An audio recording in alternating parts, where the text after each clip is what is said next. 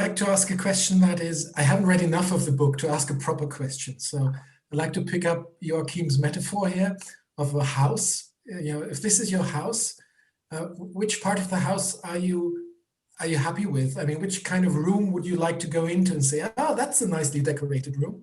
And which part of the book is the untidy attic? Okay, that's a good one. That should better be left alone or something. In other words, you don't have to give this away, obviously, because maybe you don't want to. Okay, so I feel like the history is the part of the house I love the best. I've enjoyed doing it, and it came quite quickly and easily. I think it took about a year. Whereas a lot of the other stuff, the middle section about theorization, adaptation, the relation to each other, that's very neat, but it's like a file cabinet. I've made it kind of neat and tidy, and I'm really pleased with the ideas and arguments of that, but there's not very much furnishing. And the thing about the history is all these really fun and absolutely hilarious and delightful things that people have said about Shakespeare and adaptation, or outrageous things that people have done.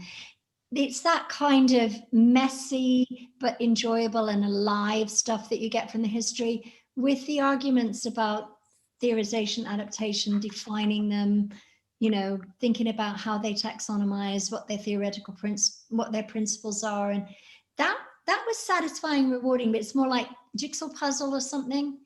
The rhetoric, I feel, is like the prayer room. I don't know how to, the place where there's a bit of mystery, because in that rhetoric section, one of the reasons I'm glad I got rid of some of those other 1,000 words, you get very categorical and structural, but the way that certain kinds of rhetorical figures open up the mystery again.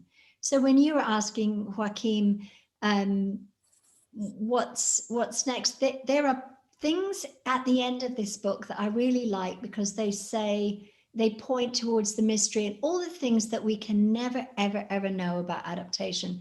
Or maybe we can know, but then it's only going to show us there are other things we don't know and what's unknowable.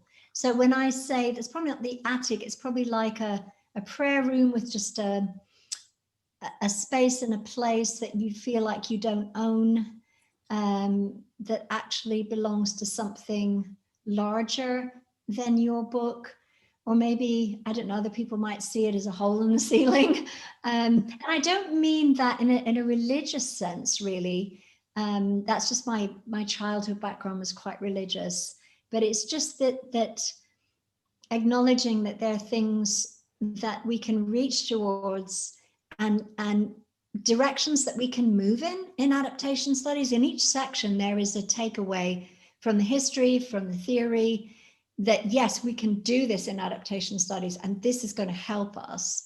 But then at the end, just to say, to cede to what can't be known about adaptation, that was a nice place to leave the book. I still felt like, wow, I've learned a lot doing this. But there was also this, it's a place of, where you let go and you just realize, because I'm trying to figure out, and there's a limit to that. Not everything is rational, not everything is logical, not everything is systematic. And so when people define theory as having a systematic structure, there are loads of things that aren't systematic, so it's kind of not complete.